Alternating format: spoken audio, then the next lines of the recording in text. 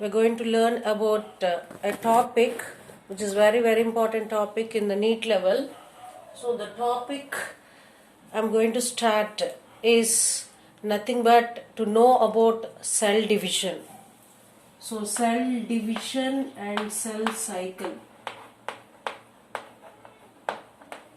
Cell division and cell cycle.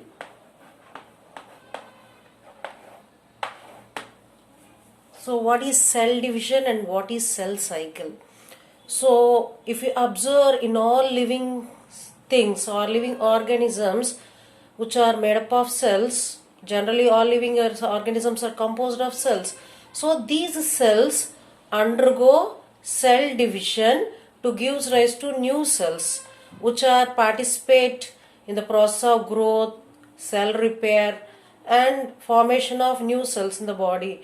So cell division is a very important process that we observe in all living organisms. So this was first explained by Rudolf Virchow.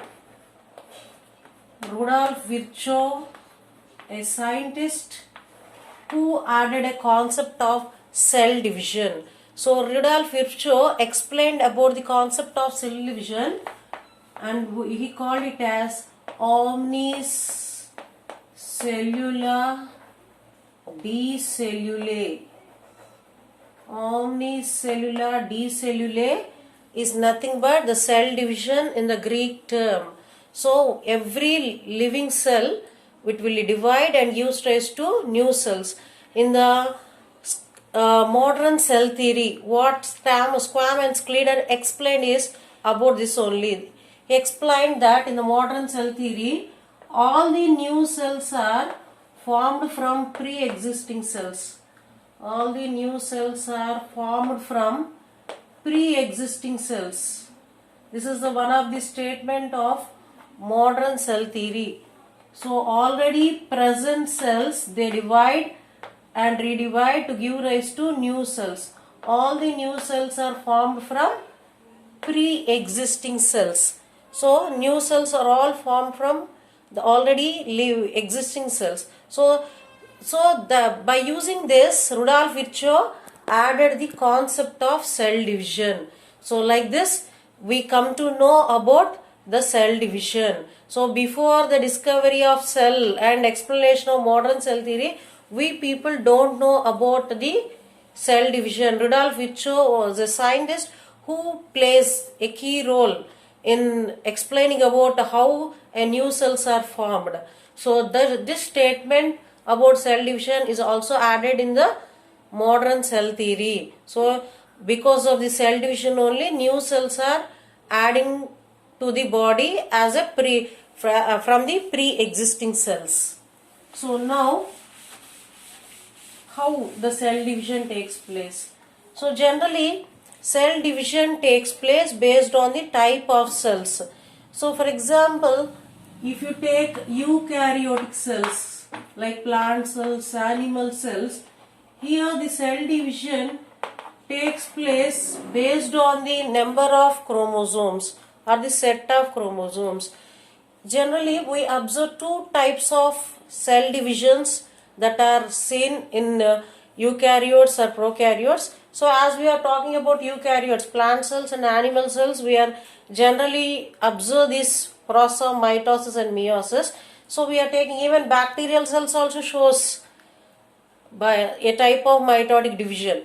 So but predominantly we will see that process very clearly in the eukaryotic cells. So generally we see diploid cells and haploid cells. So haploid cells means two sets of chromosome, diploid cell means one set of chromosome. So based on the number of chromosomes, generally the type of cell division varies. So if you observe two types of cell divisions, one is mitosis, another one is meiosis. These are the two cell division takes place in different cells in different way. So based on the necessity of that cell division, these two types are involved. Generally, most probably we observe mitosis in diploid cells. So mostly mitosis is a process we see in the diploid cells, where meiosis takes place in reproductive cells to give haploid cells. Generally reproductive gametes. So reproductive gametes are formed because of meiosis. So the reproductive gametes are formed by using the process of meiosis. That means a single set of chromosomes will be obtained after meiotic cell division.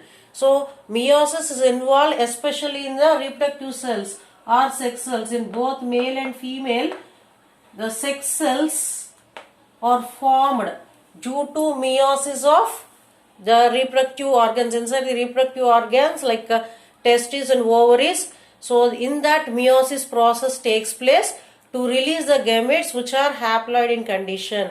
So whereas mitosis takes place in diploid cell, generally they prefer their division in somatic cells. Somatic cells are also called as non-reproductive cells, means vegetative cells. In our body so many vegetative cells are there. Other than reproductive organs, remaining or all cells are somatic cells. So mitosis takes place in somatic cells, whereas meiosis takes place in reproductive cells or sex cells in order to produce the haploid gametes, because these haploid gametes undergo fertilization to form a diploid cell. So again the diploid cell undergoes mitotic division for the formation of the entire organ or the part or the formation of organism is possible. So that means meiosis and mitosis both are playing a crucial role. These two cell divisions will happen, so where based on their requirement. So now today's class we are going to learn about mitosis. So mitosis, cell division. So in case of animals, mitosis only takes place in diploid somatic cells, but in case of plants it may take place in haploid as well as diploid cells. So there is no restriction to be happened only in the diploid cells in case of plants. In case of plants, because they have their organization is different, sometimes there is a need of mitotic division also in the plant cells. That's why plant cells shows both mitosis and meiotic cell division. So now we are talking about mitosis, how mitosis takes place. So mitosis is a type of cell division which completes its cell cycle for the formation of new cells. So what is cell cycle means? The sequential events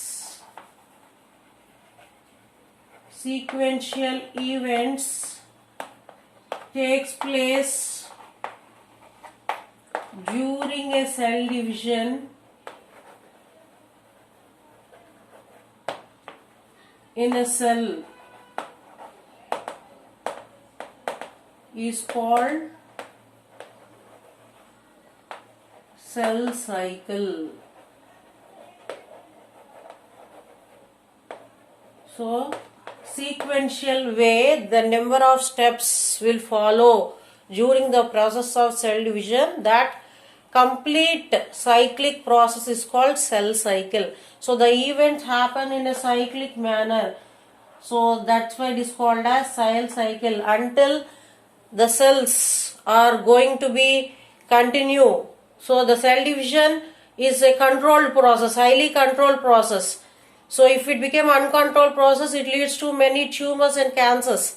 Generally, the cell divisions are highly controlled process.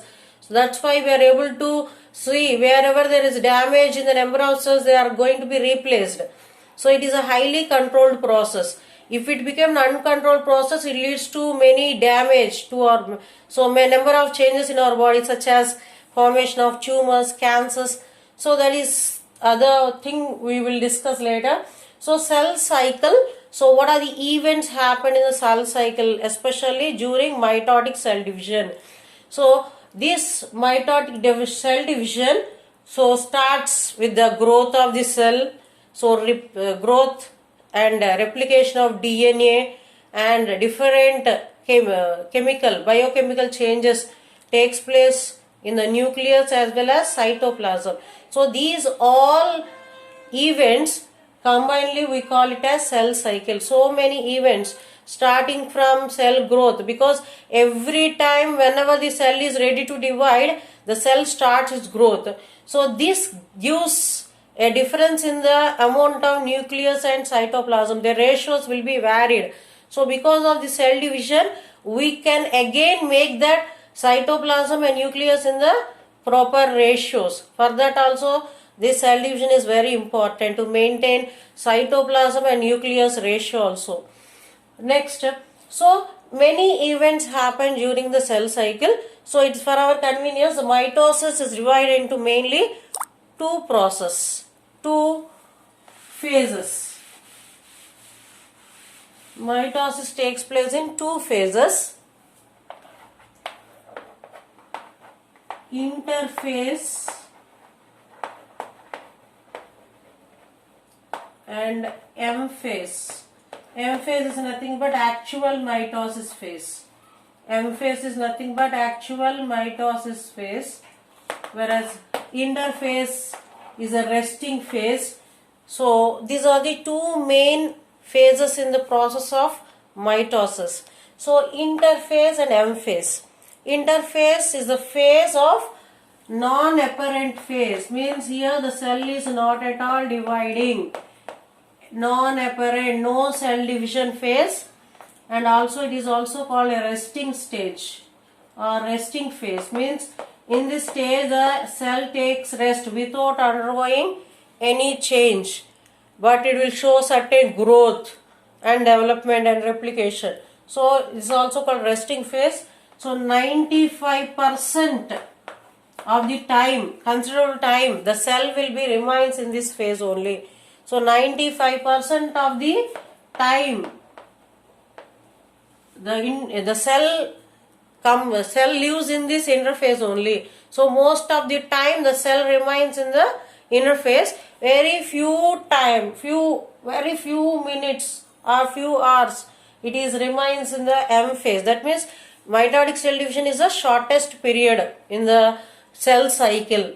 So most of the time it remains in the interphase, means 5% only it remains in the mitotic phase.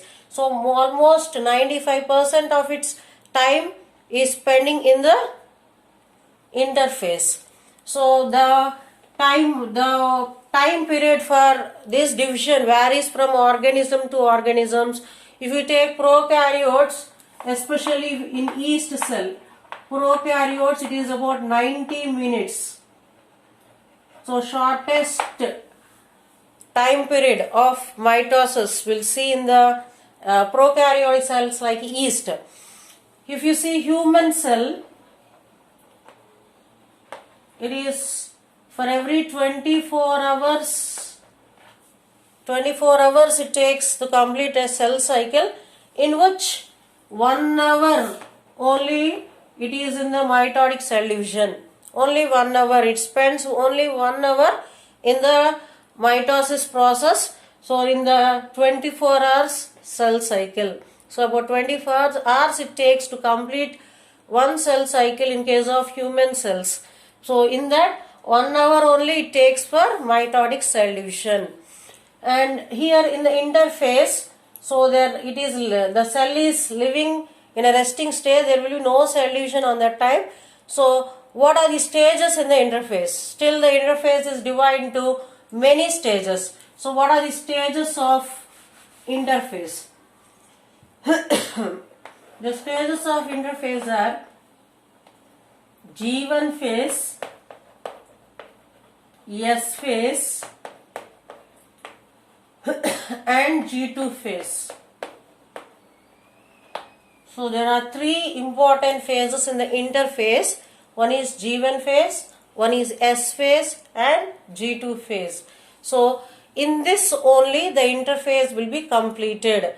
So after completion of these phases, then the cell will enter into the mitotic phase. So now we'll see how the interphase and continued to form the mitotic cell division. So if you observe here, the cell cycle in case of a cell, a eukaryotic cell. So the cell cycle is, so it is very less period it is considering for M phase. This is the M phase in the cell cycle.